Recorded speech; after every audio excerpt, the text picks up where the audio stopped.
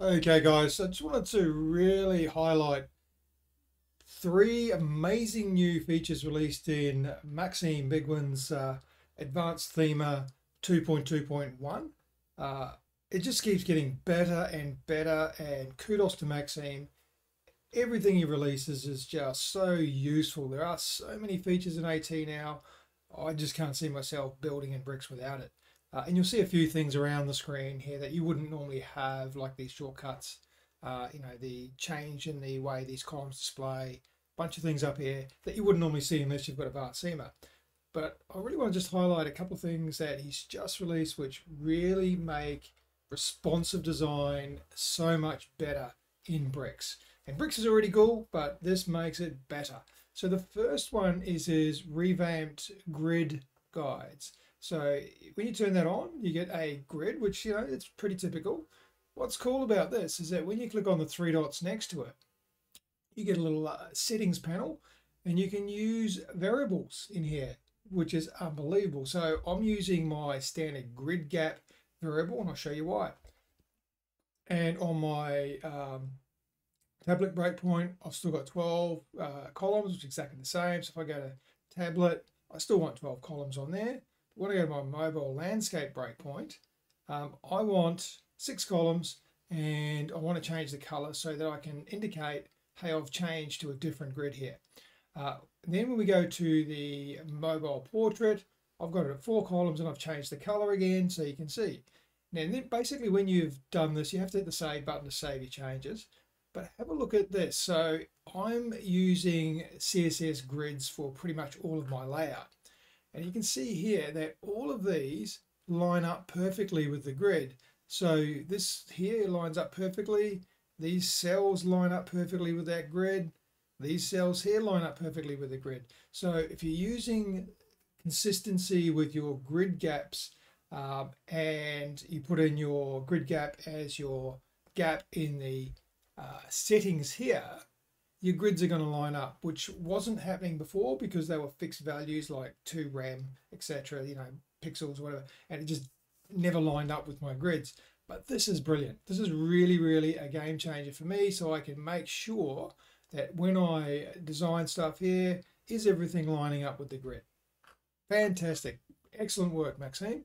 So I'm going to turn that off. The next one is the draggable structure panel. So sometimes you want to see more of the screen, and your options are you can turn off your structure panel, you can hit this little chevron here and get rid of that, and then you've got a larger working area. What you can also do with Maxime's new innovation is double click on the word structure, and now you've got a draggable structure panel. Hide the widget or element panel, whatever you call it, hide that, and you can still access your elements here in the what they call this in the structure panel, I guess. You can still access all that, and you can drag it out of the way, you can resize it. There's a little bit of an issue here which Maxime probably needs to look at, which is just the scroll bars. Maybe just tidy that up a little bit, but other than that, it's pretty awesome, right? So we've got a lot more area to work on.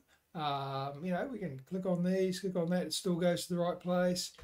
This is brilliant. And to put it back, all we do is double click on the word structure again, and we're back docked to the side, and we can bring up our settings again quite simply. So that is super cool. The next one is next to your mobile breakpoints up here, or your device breakpoints. Now you've got these 3 dots, and if you click on that, you get this responsive helper. I'm going to actually hide those screens again, hide the panels again, and double click here so you can see this in its full beauty. So there it is there. And I've got a draggable handle here where I can actually drag and see what my site is going to perform like through all of the breakpoints. So I can actually go all the way down to, say, what about here, 328 pixels. That looks okay, or I need to do something with these cells. And I can go all the way up to 1800 or even bigger. It's not going to fit on the screen if I go bigger than that. But you can see what I mean. You can get a really good view of how this responds through all of the sizes, not just at fixed breakpoints. Okay, so that's cool enough, right? But the other thing that he's done, which is really, really cool, is that when you click on your desktop breakpoint, see we got our 992, click it again, we got our 1912, which is our full size. Go to the tablet breakpoint and click on that, we get our 991, click on it again, and we get our 768. So by just clicking on the icon, we get our maximum size, click again, we get our minimum size. So let's do that with the mobile landscape. So go mobile landscape is from anything below 767 and then all the way down to 479 because our mobile breakpoint starts at 478. So this here, when you click on a second time, is 1 pixel above the next one down. So it's 478 there. This one here is 767. Click again, it's 479. So it's really, really cool. Like very simple click, click, click, click, click, click, click, and you're seeing all these different fixed sizes for your actual mobile breakpoints. If you're not happy with that, then just drag this here and you can see what it works like throughout all of the sizes. So that is absolutely awesome. I think this is a game changer for responsive design in bricks. Excellent work, Maxime. Keep it up. Love what you're doing. And by the way, it is the 30th of November.